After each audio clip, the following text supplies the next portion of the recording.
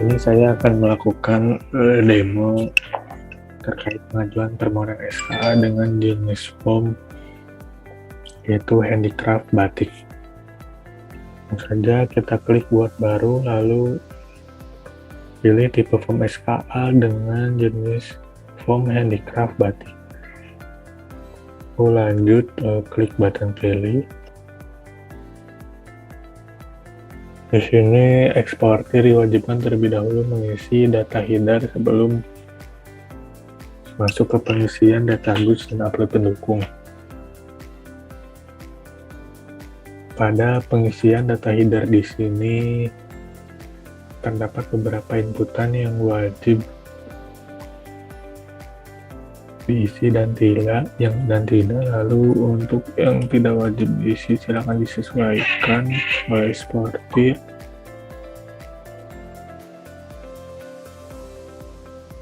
Jika dirasa data header sudah terisi dan sudah sesuai, silakan disimpan dengan menggunakan tombol save data.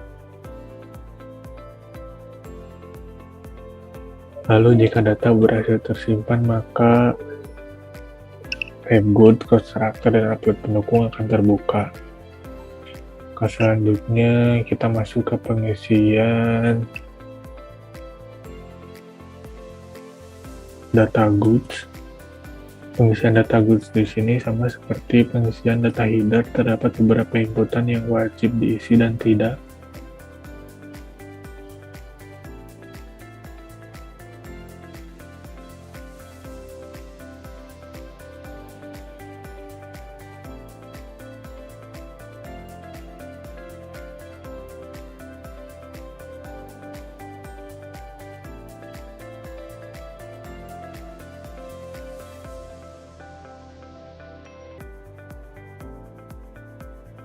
Di sini terdapat icon berwarna biru, di mana icon tersebut jika disorot terdapat informasi terkait pengisian, contohnya pengisian desimal dan lain-lain. Jika data goods sudah terisi, maka lanjut disimpan dengan menekan tombol save goods.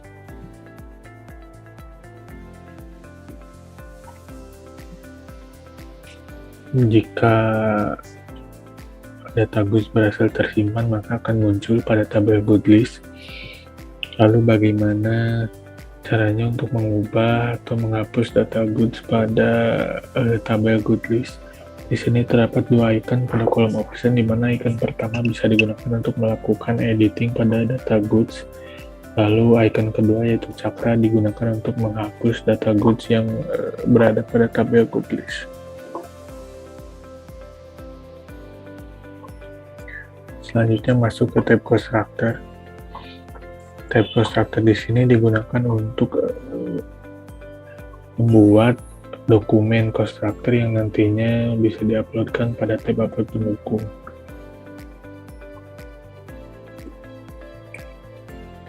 Lalu inputan di sini sebagai inputan awal yang nantinya dari inputan ini akan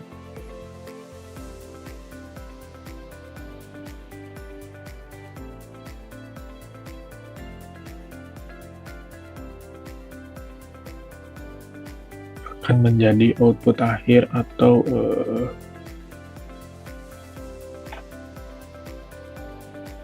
dokumen constructor yang bisa di-download oleh eksportir.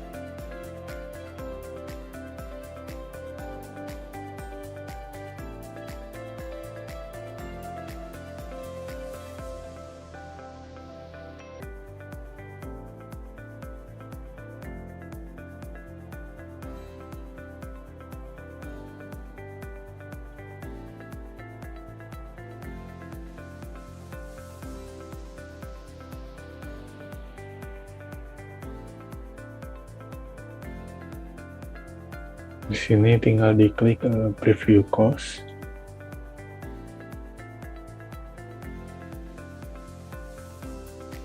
Berikut ini adalah dokumen constructor yang baru saja kita buat dengan mengisi inputan pada tab constructor.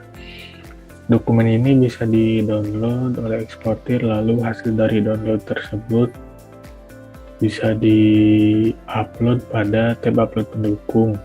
Namun jika eksportir mempunyai format tersendiri terkait dokumen constructor, maka silakan hiraukan tab constructor lalu lanjut ke pengisian upload pendukung.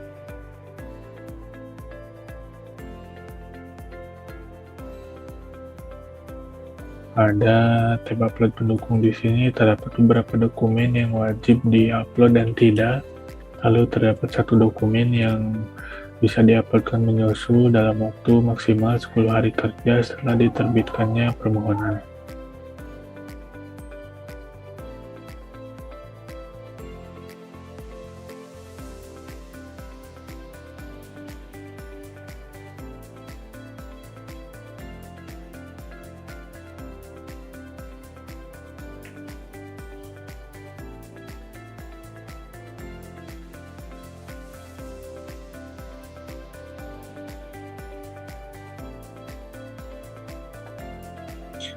Jika semua data sudah sesuai atau sudah terisi dan dokumen sudah terupload, maka silakan disimpan dengan menekan tombol save data.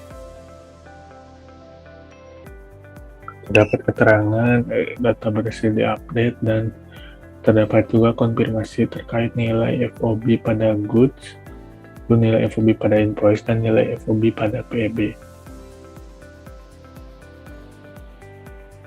Silahkan di close, lalu kita kembali ke menu pengajuan dengan menekan tombol B. Di sini terdapat satu jenis form handicraft batik yang baru saja kita input. Lalu silakan diklik pada baris permohonan untuk melihat detail datanya. Jika terdapat beberapa data yang masih belum sesuai, silakan disesuaikan kembali dengan menggunakan fitur edit permohonan yang berada pada kolom aksi. Lalu jika dirasa data sudah sesuai, silakan dilihat terlebih dahulu pencetakan atau output terakhir dari pengajuan form handicraft batik. Untuk melihat pencetakan, silakan diklik aksi lihat pencetakan pada kolom aksi, lalu pilih belangko kosong.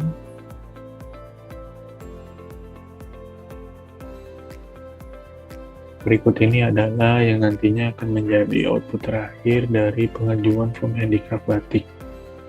Eksportir diharapkan mengecek kembali data pada cetakan ini.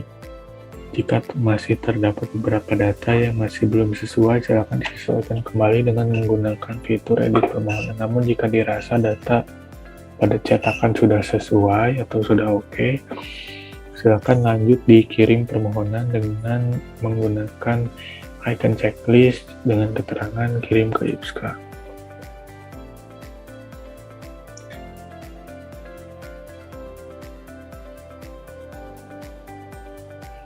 Coba kirim permohonan dengan menekan tombol checklist.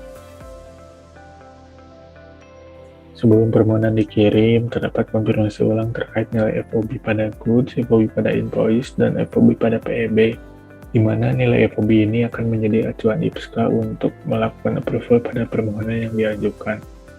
Dan dirasa masih terdapat nilai FOB yang belum sesuai, silakan disesuaikan kembali. Namun jika nilai FOB sudah sesuai, silakan dilanjut. Terdapat informasi terkait data goods pada permohonan yang akan diajukan dan beberapa informasi terkait penginputan serial belangko yang digunakan pada permohonan yang diajukan.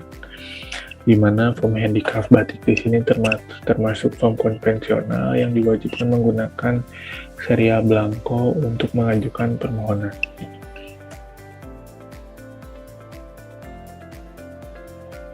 Lanjut kirim ke IPSCA.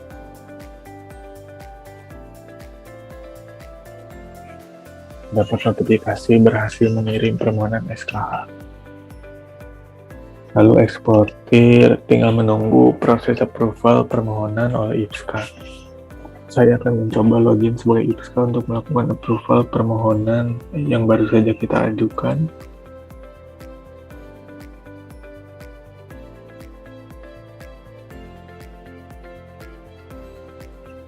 Untuk proses approval terdapat pada menu permohonan SKA, lalu daftar permohonan SKA. Di sini terdapat satu jenis form handicraft batik yang baru saja kita ajukan permohonannya. Lalu silakan diklik pada baris permohonan untuk melihat detail data. Lalu kita lanjut melakukan proses permohonan dengan menekan tombol checklist pada kolom aksi.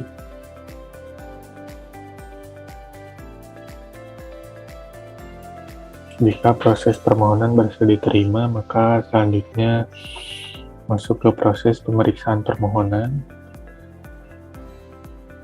Silakan diklik kembali pada baris permohonan untuk melihat detail data pada permohonan yang diajukan. Jika dirasa detail data kurang lengkap, maka silakan diklik icon lihat permohonan pada kolom aksi. Di sini terdapat beberapa informasi terkait data header, data goods, data constructor, beserta dokumen yang diupload oleh eksportir. Jika dirasa terdapat beberapa data yang masih perlu diperbaiki oleh eksportir, silakan diklik penolakan untuk menolak permohonan yang diajukan. Lalu jika data sudah sesuai, maka silakan disetujui dengan menekan tombol persetujuan. Setelah menekan tombol persetujuan, terdapat konfirmasi terkait nilai FOB pada permohonan yang diajukan, di mana nilai FOB ini menjadi acuan IPSKA untuk melakukan approval pada permohonan yang diajukan. Dan jika nilai FOB sudah sesuai, silakan dilanjut. Namun jika nilai FOB belum sesuai, silakan ditolak dengan menekan tombol penolakan. Selanjutnya yaitu proses penomoran permohonan dan pemberian tanggal SKA, lalu pemilihan penanda tangan. Untuk penanda tangan silakan dipilih sesuai pilihan yang sudah tersedia. Jika nomor SK, tanggal SK, dan penanda tangan sudah terisi, silakan disimpan dengan menekan tombol simpan.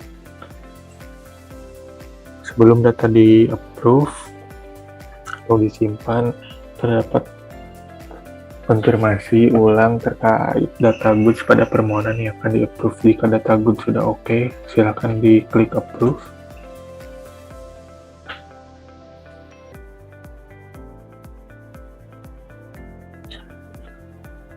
Setelah data berhasil disetujui, langkah selanjutnya yaitu masuk ke status pelayanan, lalu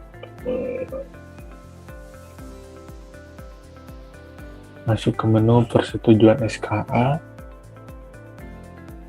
Di sini terdapat satu data yang baru saja lolos pada proses pemeriksaan SKA.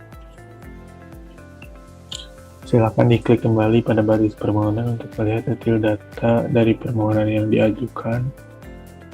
Jika dirasa data detail belum lengkap atau kurang lengkap, maka silakan diklik icon cek data permohonan pada kolom aksi. Di sini terdapat beberapa informasi terkait data header, data goods, data constructor, dan dokumen yang diupload oleh eksportir. Kita kembali ke halaman persetujuan SKA dengan menekan tombol back. Jika dirasa masih terdapat data yang perlu diperbaiki oleh eksportir, silakan ditolak dengan menekan tombol cakra atau keterangan batalkan SKA. Namun jika dirasa data sudah sesuai dan bisa diterima, maka silakan dicentang pada box kolom paling kiri, lalu klik terima SKA. Setelah proses persetujuan SKA, maka langkah selanjutnya yaitu masuk ke menu penerimaan SKA. Proses penerimaan SKA di sini yaitu proses akhir atau tahap akhir dari proses approval yang dilakukan oleh IPSKA. Nah, silakan diklik kembali pada baris permohonan untuk melihat detail datanya. Jika detail data kurang lengkap, maka silakan diklik cek data permohonan pada kolom aksi. Di sini terdapat informasi beberapa data header, data goods, constructor, dan dokumen yang diupload oleh eksportir. Lalu kita kembali ke menu penerimaan SKA. Jika data sudah sesuai, maka silakan disetujui atau diterbitkan SK-nya dengan menekan tombol checklist. Namun jika terdapat data yang perlu disesuaikan kembali oleh eksportir, silakan ditolak dengan menekan tombol cakra. Kita coba terbitkan SKA, lalu silakan isi nomor serial form SKA dan klik terbit.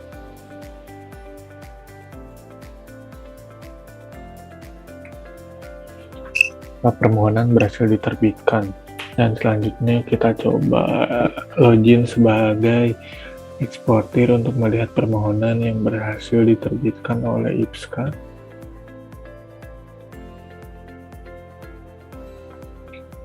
Untuk melihat permohonan yang berhasil diterbitkan oleh IPSKA berada pada menu tracking SKA. Lalu sesuaikan tanggal daftar sesuai tanggal pengajuan permohonan.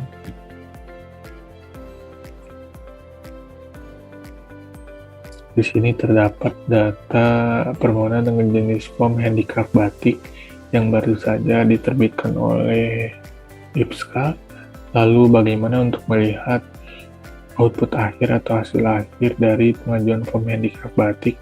Di sini terdapat icon lihat pencetakan, lalu pilih blanko kosong. Berikut adalah output akhir dari pengajuan form handicraft batik yang bisa digunakan oleh eksportir.